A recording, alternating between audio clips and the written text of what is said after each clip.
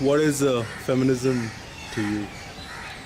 Feminism to me means having a mindset that ensures that men and women are treated equally, have the same set of opportunities, and essentially also demonstrating this attitude in action through not just practices that ensure equal opportunity, equal treatment, but maybe even efforts at affirmative action, aimed at ensuring that if there are certain societal or other pressures that keep women behind, that those pressures are removed, that opportunities are created such that equality becomes a tangible reality. To give you an example, when I was looking at the very, very low representation of women in legislatures and parliament, about 9-10% on average over many, many decades, I said, well, we need to do something about this. And one way is to try and create a program that focuses only on women and ensures that they get the training, the exposure, the practice, the opportunity, the guidance to go out there and compete and outcompete men.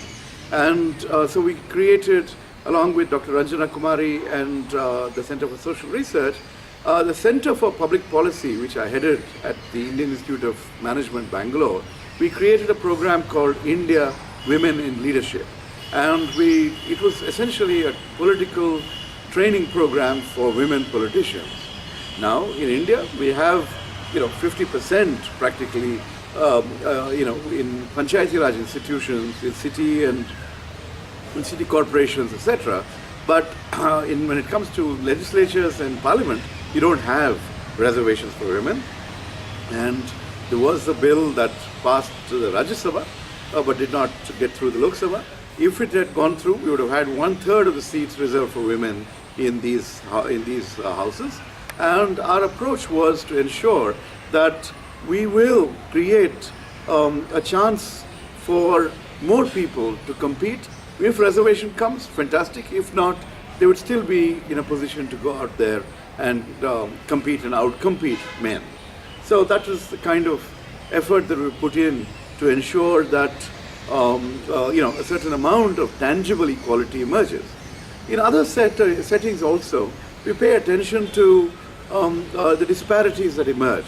For example, in IIM, even though we have essentially a fair, open access exam, the common admission test, the end result is that only 20% of students entering IIM are women. So there must be something out there that is coming in the way. And so we've initiated these discussions, looked at ways to ensure that there is that there's some kind of weightage that might be given to women. And while the old IIMs have not really taken that much initiative on this front, or they haven't initiated enough measures on this front, some of the newer IIMs have been focused on trying to ensure a more balanced classroom, especially when it comes to gender.